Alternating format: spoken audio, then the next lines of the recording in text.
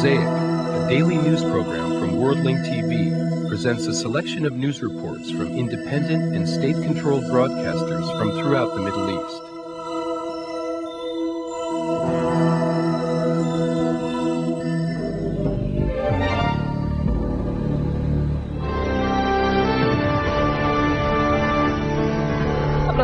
Welcome to the news of the hour from Abu Dhabi TV. This was the last public appearance for the overthrown Iraqi president, Saddam Hussein. He was visiting Al-Azmiya district in Baghdad on April 9th, the day Baghdad fell.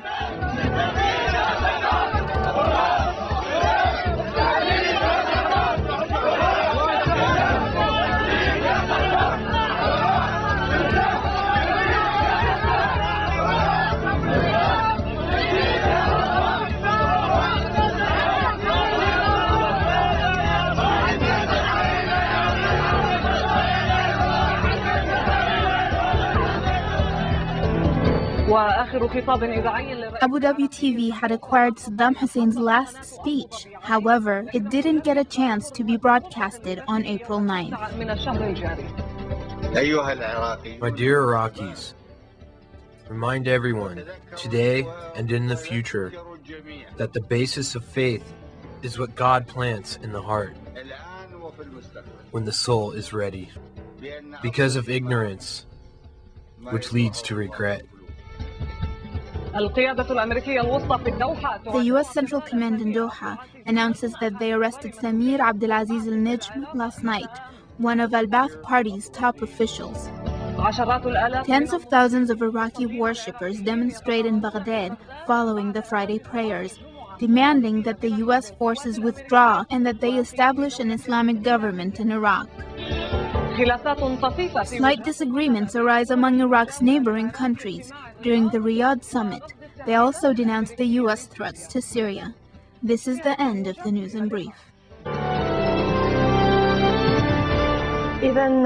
These are images of the former Iraqi president Saddam Hussein and his son Qusay in the streets of Al-Azmiya district in Baghdad on the 9th day of this month. Our reporter in Baghdad, Amr al-Munayiri, is with us to comment on these images. Amr, these images are a big surprise for everybody. They were taken on April 9th while you were surrounded in the Abu Dhabi office in Baghdad, which also coincided with the death of our colleague from Al Jazeera, Tariq Ayoub. Baghdad was heavily bombed that day. Is the district of Al-Azmiya far from the area that was bombarded? And how did Saddam and his son dare to walk down these streets? No, Al-Azmiya is not far from the areas that were surrounded by the Americans in Baghdad. It was not targeted by the American forces, which came from the area of the presidential complex. We took a shortcut and ended in here, where we are now.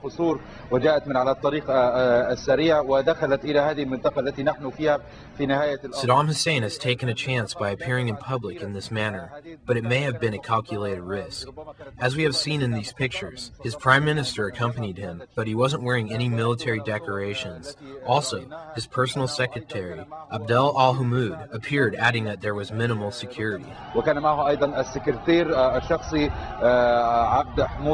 following day, Saddam's statue fell in the area behind us. These images are astonishing. We heard a rumor that he had appeared that day. However, we did not believe it, but now we see these pictures. In response, some journalists are overwhelming the Abu Dhabi office in the Palestine Hotel, asking about the sources of these images. Everybody is asking how we obtained these images. They are still waiting for these pictures and the exclusive voice recording of Saddam's final speech. Amr, some people claim that they saw Saddam Hussein praying in a mosque in Al-Azmiya. Do these images confirm what we considered a rumor at the time?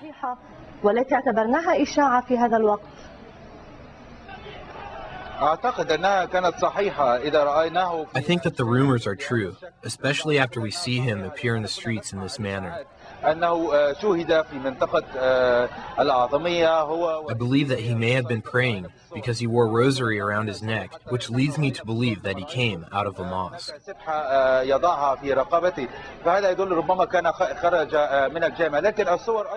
However, these images show that Saddam has some fearful feelings.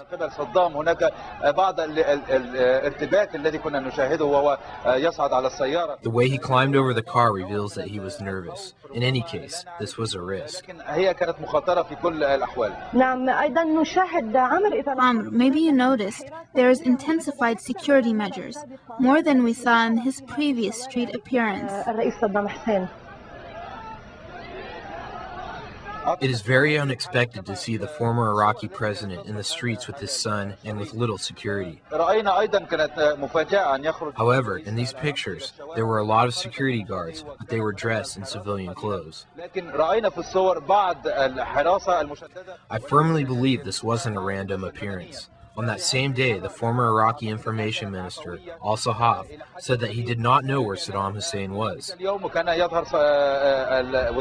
Al-Sahaf also said that the Iraqis were going to carry out a counter-military operation against the American forces, which means that he did not know that Saddam Hussein was in Al-Azamiya or in Baghdad. If he had known, he would have commented on these images. At least he would have said, "We have seen Saddam Hussein in the streets," and he would have praised him and elaborated on that. This means that Saddam Hussein wanted the people to know that he was still there. This footage will create fear among the Iraqi people. If Saddam Hussein appeared powerful on the 9th of April, while the American forces were less than 1 kilometer away, then he may still be present in Baghdad.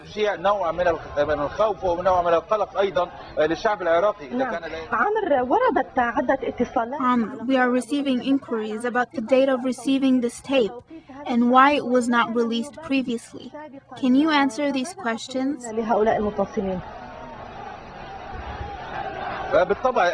Of course, Anadi. As you know, the source of this tape is a secret one. We are trying to have credibility. We wanted to know if these pictures were true and whether they were worth showing. We also wanted to know if the tape was recorded on that day. Furthermore, we have security reasons to protect our special source. We can't broadcast such tapes as soon as we receive them. First, we must evaluate and discuss them with the Abu Dhabi television management. We must wait for the green light before we release these tapes, so Abu Dhabi television can maintain its credibility and objectivity.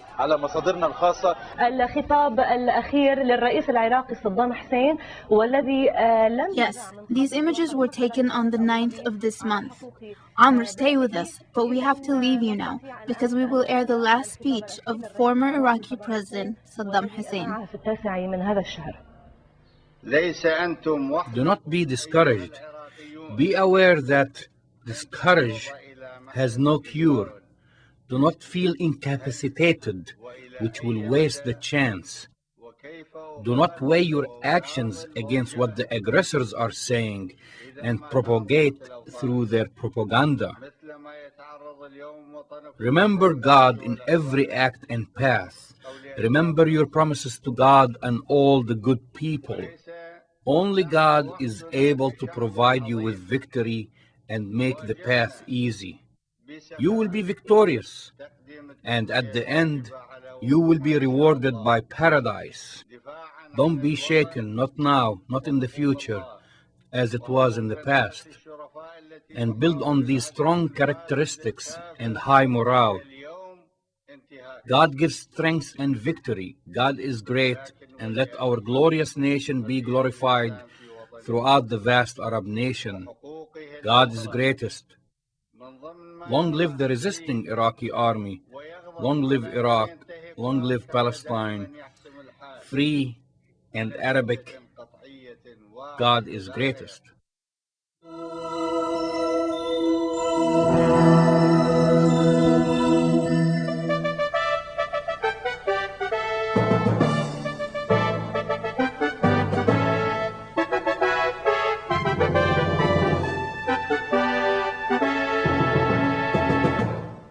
Concerned over the upheaval brought by the toppling of Saddam Hussein's regime, Iraq's neighbors held talks in Riyadh on Friday to appeal for stability in the war-torn country, but differences of opinion quickly emerged.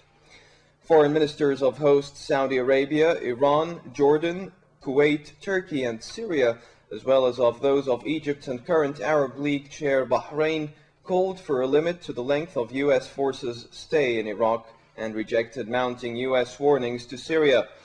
But before the meeting began, an Arab diplomat said minor differences were threatening to prolong the conference into Saturday. The diplomat said that the differences relate to the status of the Kurds in the north, Turkish demands on oil from the city of Kirkuk, and the identity of certain figures tipped to become members of a future Iraqi government. In an opening address, Saudi Foreign Minister Prince Saud al-Faisal said the closed-door talks would focus on certain principles that would serve as the base for contacts with the international parties that are now players in Iraq. He called on the occupying authority to withdraw from Iraq as soon as possible and to quickly put in place an interim Iraqi government, as Iraq's territory and wealth belong to the Iraqis. He added that the United Nations must play a key role in the country. Egyptian Foreign Minister Ahmed Meher said after arrival in Riyadh that his country rejects the presence of a U.S. military government in Iraq and would only deal with a government that reflected the free will of the Iraqi people. Meher also called for respecting Iraq's unity, territorial integrity and sovereignty, and rejected U.S. threats against Syria. The Riyadh conference will also focus on much-needed humanitarian aid for the Iraqi people.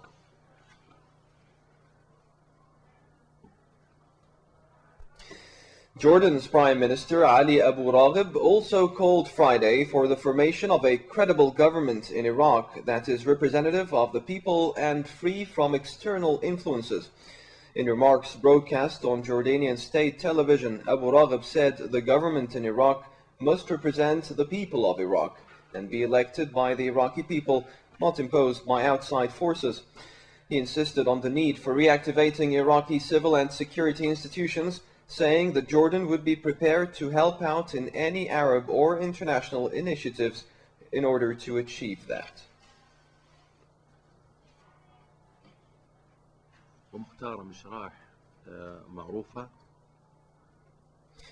U.S. military officers said on Friday that they had found an Iraqi Frog surface-to-surface missile and dozens of smaller surface-to-air missiles in western Iraq. A cache of warheads was also found on Thursday with help from local residents. A U.S. major said that ordnance teams would be brought in before anything was done to the missiles, and added that several dozen Iraqi army trucks and armored vehicles had also been located and disabled. The Frog is an unguided Soviet-designed missile with a range of no more than 70 kilometers, which can carry nuclear or chemical as well as high-explosive warheads.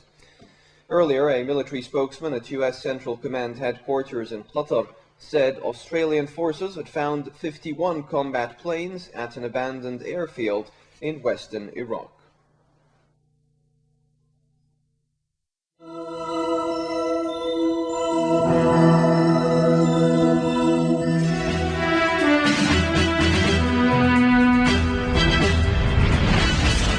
Washington is accusing Syria of hiding chemical weapons. U.S. forces now occupying Iraq have failed to show that Saddam Hussein's regime had alleged weapons of mass destruction, the main pretext behind the war. The U.S., meanwhile, has refused the return of UN weapons inspectors and decided to send a team of 1,000 men to look for these weapons.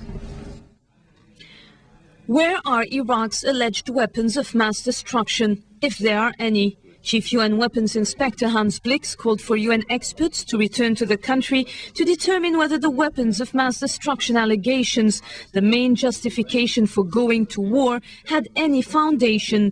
Blix said he was a little more inclined than before to believe the claim of the now defunct Iraqi government that it no longer had any such weapons. He said he was particularly impressed by the fact that Amr Saadi, a senior aide to Iraqi leader Saddam Hussein, continued to insist that Iraq was free of banned weapons after he surrendered to U.S. troops this week, especially that he would have no reasons to lie now that he had given himself up and was no longer at risk. Blix added that UN arms inspectors could give credibility to any discovery of alleged banned weapons made by U.S. or British troops, which now occupy the entire country. It is now the United States which is resisting any return of the UN inspectors who were ordered by Washington to leave Iraq 1 month ago on the eve of the US-led invasion. Prior to the war, Baghdad, according to Blix, was actively cooperating with weapons experts, but Washington, hasty to launch its war of occupation, was engaged in disqualifying the weapons inspectors as inefficient. U.S. Defense Secretary Donald Rumsfeld on Thursday sought to deflect concerns that evidence could be planted. Rumsfeld said he believes the U.S. will discover people who will say where to go find it. According to Pentagon officials, the U.S. is now sending a 1,000-man team to Iraq to hunt for these weapons. But the Bush administration is facing a credibility crisis from within. Retired intelligence officials said the U.S. government should be embarrassed over the failure to uncover banned weapons in Iraq. Retired CIA intelligence analyst Ray McGovern told AFP, quote, "Some of my colleagues are virtually certain that there will be some weapons of mass destruction found, even though they might have to be planted. I'm just as sure that some few will be found, but not in an amount that by any stretch would justify the charge of a threat against the U.S. or anyone else." He added, even if the planting were discovered by and by, they'll say, okay, the weapons were planted, fine. McGovern said he was alluding to a remark by U.S. Secretary of State Colin Powell after it emerged that a letter purporting to show that Iraq had sought to procure uranium from Niger, a key argument in the case for war and cited in President George W. Bush's January 28 State of the Union address, was a forgery. Powell told NBC later, quote, "It was the information that we had. We provided it. If that information is inaccurate, fine," unquote. McGovern is a member of the Veteran Intelligence Professionals for Sanity group, formed in January to speak out on the use of intelligence to justify the war. The group is made up of 25 former intelligence officials in the CIA, State and Defense Departments, Army Intelligence and the FBI, who made their first public statement on February 5, critiquing Powell's presentation before the UN Security Council, seeking an international mandate for the war. McGovern said, quote, "Never before has a group of veteran CIA graduates gotten together to critique the government." In a brief shootout near Baghdad, U.S. troops killed several Iraqi fighters and captured 100. Baghdad's 5 million people remained largely without water and power early Friday after 3 weeks of bombing destroyed much of the capital's infrastructure. But U.S. Marines said they hope to restore electricity to half of the population later in the day. As the military conflict in Iraq comes to an end, the difficult task of restoring law, order and vital services falls on the aid agencies working there. Looting continues in Iraq, particularly in the capital Baghdad, and this time looters seem organized, unlike the nature of regular Iraqi looters earlier seen. Experts said on Thursday at an international meeting that some of the looters who ravaged Iraqi antiquities appeared highly organized and even had keys to museum vaults and were able to take pieces from safes. Chairman Martin Sullivan and 2 members of President George W. Bush's Cultural Advisory Committee have stepped down in protest over the United States failing to stop the looting of Baghdad's museum. Calling the looting a tragedy, Sullivan said it was not prevented due to our nation's inaction. U.S. military officials said they were not able to comment on reports of organized looting by professionals. Meanwhile, UNESCO gathered some 30 art experts and cultural historians in Paris to assess the damage to Iraqi museums and libraries looted in the aftermath of the U.S.-led invasion. Meanwhile, U.S. Marines claim to have begun to crack down looters in the city following criticism from the Iraqi population that the Americans had not been doing enough to protect the city from anarchy. Protests nevertheless continued on Thursday outside the Palestine Hotel in central Baghdad. The hotel, from which a large number of Western journalists covered the recent conflict, has become a focal point for disenchanted Iraqis. In a positive development for the city, South Baghdad Power Station is ready to restart operations. The station's engineer-in-chief said on Thursday that as soon as he was able to power the auxiliaries, he would be able to start generating electricity. However, other vital facilities in Baghdad remain in a critical situation. The International Committee of the Red Cross set out on Thursday to restore water to Iraq's only psychiatric hospital in Baghdad. Despite their experience of working under fire in arduous conditions, the ICRC workers were not prepared for the scenes of devastation that met them on arriving at the 1,300-bed capacity medical facility. The thousands of looters who attacked the complex told the psychiatric patients to leave, and hospital doctors have since been trying to find as many of them as possible. Over 1,000 patients are still unaccounted for. On another level, 9 years of imprisonment for former prisoner Radi Mehdi spent in Iraq's Abu Ghraib prison were also unaccounted for. The prison, 20 kilometers west of Baghdad, notorious for its regime of torture and executions, now lies empty, stripped clean by looters who hauled away office furniture, computers, sewing machines, and inmates' belongings. Mehdi returned on Thursday to the cells where he was held between 1982 and 1999 for refusing to fight in the first Gulf War. The 47-year-old says he was tortured and kept in overcrowded, inhumane conditions before he was released during an amnesty shortly after the Iraq-Iran war. He reported witnessing others also tortured, some kept in tiny solitary cells, and hearing fellow inmates' cries of Allahu Akbar, God is great, each time an execution took place.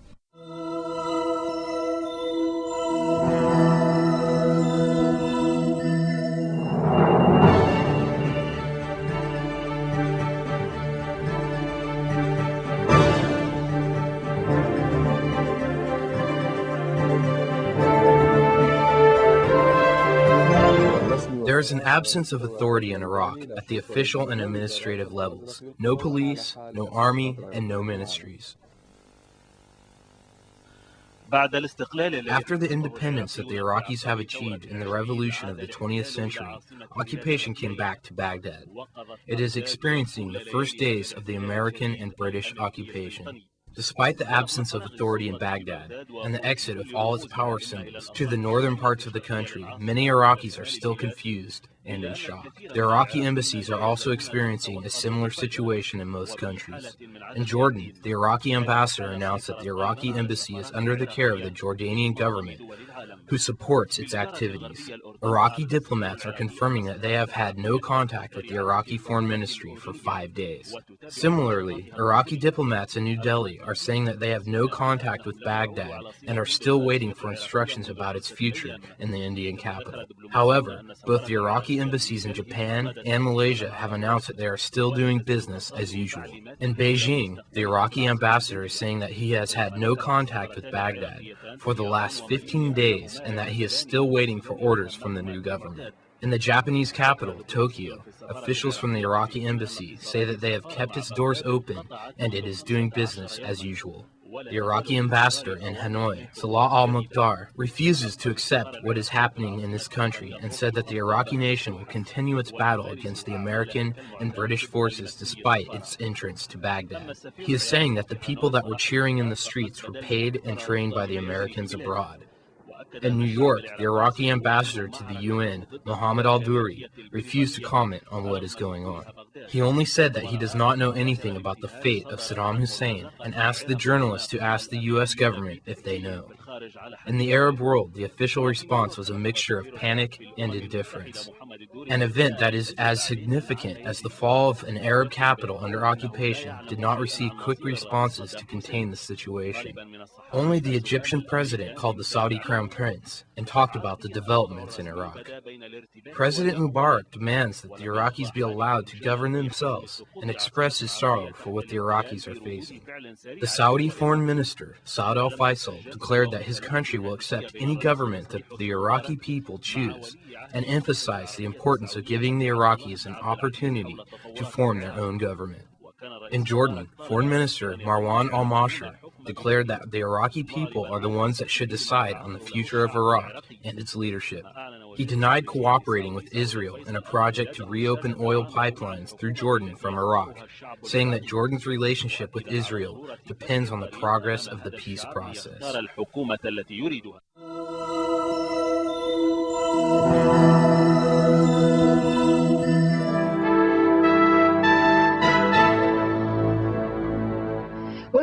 The Lebanese Foreign Minister Mahmoud Hammoud held a meeting with the Iranian ambassador in Lebanon, Masoud Idris Karamanshah, concerning the issue of Iraq, occupied Palestine, and the foreign ministers' meeting from countries neighboring Iraq, which will be held in Saudi Arabia on Friday afternoon. The Iranian ambassador said that he delivered a handwritten letter to Foreign Minister Mahmoud from Kamal Kharazi requesting participation in the foreign ministers' meeting at the Organization of the Islamic Conference, which will be held in Tehran late May. In reality, the official position of the Islamic Republic of Iran is known, and we are reiterating it now. Our position calls for the immediate withdrawal of the occupation powers from Iraq. Second, the protection of Iraqi sovereignty. And third, holding fair and democratic elections by the Iraqi people, who will decide the government that they want to represent them in the future. We believe that these unsubstantiated American accusations against Syria are preparations for a future American campaign which seeks to force Syria to change its initial and firm positions regarding the Arab-Israeli conflict. Israel continues with its aggression in the Palestinian territories. Meanwhile, President Yasser Arafat and the newly appointed Prime Minister still disagree on the government's formation. Thus, the Palestinian president formed an advisory committee, including Mahmoud Abbas, to resolve all disagreements and agree on the formation of the new government. In the afternoon, 15-year-old Yosef Yahia was killed by Israeli gunfire in the city of Tulkarem during a wide-scale arrest campaign that started in the early hours of the morning. When the Israeli forces failed to arrest an Intifada activist from the Islamic Jihad, they arrested his father and mother instead, transporting them in an army vehicle guarded by a number of occupation troops. They also surrounded Dr. Tabet's hospital in Tulkarem. Furthermore, they used microphones advising the Palestinian activists to surrender. The occupation forces used the fugitive's family as human shields, anticipating that he may resist or shoot at them and kill them, as has happened recently. In response, teenagers got together and showered the occupation forces with rocks. Then the soldiers responded with gunfire, injuring Yosef Yahia. Additionally, the occupation troops prevented paramedics from getting to him. Minutes later, he died. In the Gaza Strip, the occupation tanks entered Deir al-Balah, keeping away citizens from shooting at them with machine guns, wounding 3 people. Meanwhile, the citizens of Jabalia held a funeral for a Palestinian security officer who was martyred due to injuries sustained earlier. In Jenin, the arrest campaign is ongoing. The Palestinian Fedayeen exchanged fire with the occupation soldiers, and the Zionists confirmed that one of their soldiers was slightly injured. Sharon's forces imposed a curfew on Jenin on the occasion of the Jewish holiday, Passover, thus holding Jenin captive to the celebration of the Jews. The occupation's police commander, Shlomo Aramiski, declared that the closure of the Palestinian territories will continue until Sunday, fearing that the Palestinians will strike on Passover. Palestinian newspapers, who may have found it easier to write about others, published the details of the situation in Iraq, avoiding writing about the current crisis in the Palestinian Authority over the formation of the new government. President Yasser Arafat formed a committee to convince Abu Mazen to comply with his directions in forming the government. However, it is strange that an elected president demands an action from an appointed prime minister, who in turn refuses. The question is, what happens when the Palestinian elected parliament refuses Abu Mazen's unelected cabinet? Will the elected parliament form a committee to persuade the appointed prime minister with their views? Or will he consider their opinions? Could this be the beginning of the Abbasi stage in the Palestinian Authority? Nasser al-Laham, NBN, occupied Jerusalem.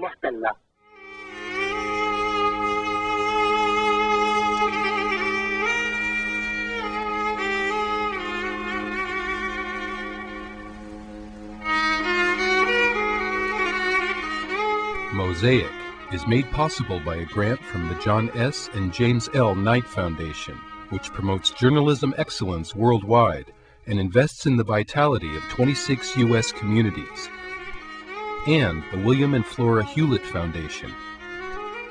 Additional support provided by Henry and Virgilia Dakin.